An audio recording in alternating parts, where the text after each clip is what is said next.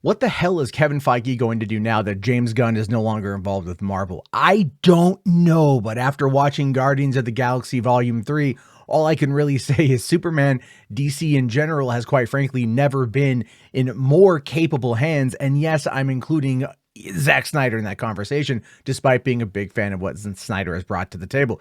Guardians of the Galaxy Volume 3 is a movie that I was a little hesitant going into watching today. And I say that largely because I've had a little bit of apathy for CBMs recently. Not that it feels like a chore to go see them, but for me, it kind of feels like this idea that, I don't know, like, do I have to see them right away? Is there this massive desire to see them right away? Maybe my tastes are changing the older I'm getting. I don't quite know.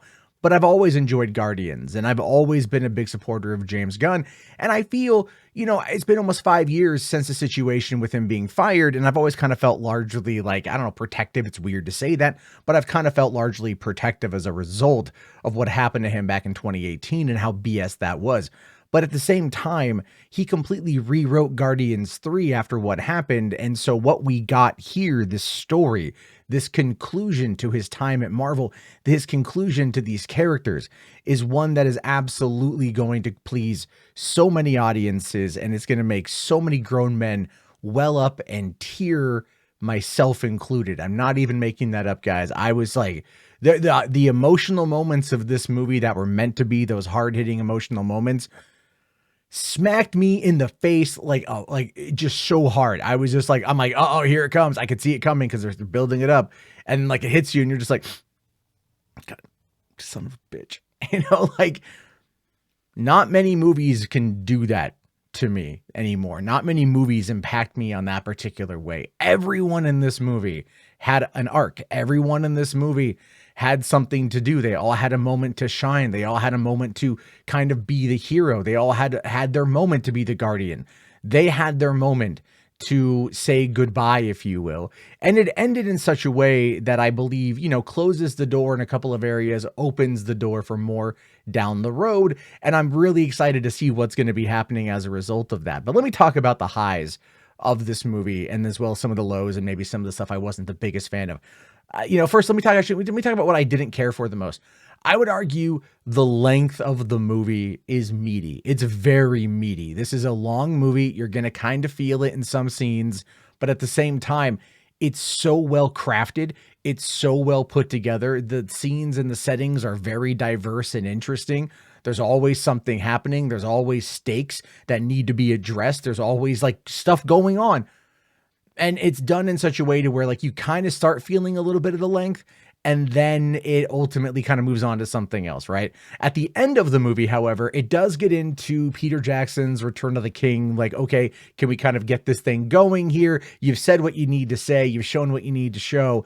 Now let's maybe kind of tune it in. But at the same time, I kind of felt the same way I felt when it got to the end of X-Men Dark Phoenix, where it's the end of the movie. It's the end of the movie. You know that this is the last time you're going to see the characters like this in a new story. And deep down, you don't want it to end. Deep down, you want it to keep going. Deep down, you're like, no. Keep it going. Keep it going. Keep it doing it. Let's go. You feel it deep down in you. And that's ultimately what this movie was to me in those moments right there. I was like, I'm not ready for it to end. That was maybe the only thing about the movie I didn't care for, was some of the pacing and some of like the length here and there, but it made up for that in so many other ways. I felt that the song choices were maybe a little bit like not what I would have chosen. There's a couple hits in there that I really like. Obviously that's always going to happen, but there were some more like obscure choices that are definitely deep in the repertoire of what James Gunn listens to, probably what he was listening to while he was writing this movie. So those are very personal choices for him. And I'm looking forward to the audio commentary that's going to probably, kind of expunge upon that particular information. So let me talk about what I really liked. The acting. My God, the acting. Not just like Bradley Cooper absolutely stealing it as Rocket, but then again, like just the performance capture that Sean Gunn gave in the role. I mean, obviously there's going to be a lot with like the CG, but man, they made the most expressive animals that you will ever see in a freaking movie ever. And these animals like are horrifying in some ways. There's one specifically that is very horrifying that will scare the hell out of children. Obviously, it's one that, younger kids should not see this movie at all, right? They shouldn't see this movie at all. Not right away. It's horrifying in a number of ways, but it was great. The High Evolutionary was an actual threatening villain. There was actual stakes when he was around. You didn't know what he was going to do next. You knew what he was attempting to do, but you also know how far he'll go to try to make that come to fruition. And so ultimately, he is very much like the most hardcore villain I've seen in a Marvel movie since Thanos. And it almost makes you really go, yeah, it'd be great if this was the guy who took over for Jonathan Majors, if that whole thing falls to shit. Which, listen, I'll be fair. That's what they should do. Literally, they should just bring this guy in and like no one will say anything about it. Like they're like, hey, wait, isn't that the guy from Guardians 3? And then someone's like, shut up, let him cook. And cook he should and cook he shall. Dave Bautista absolutely kills it as his final outing as Drax. He got such a great send-off. He got to do his comedic chops, his dramatic chops. He got to basically do it all. And I can't wait to see what Dave Bautista does next. Obviously, Dune 2's in a few months. I just think he did such a great job with this one. Karen Gillan's Nebula really, in my mind, was like the star of the show, because she has been coming to terms with her own feelings and her own inadequacies and her own faults throughout the last 9 years we've been with this character.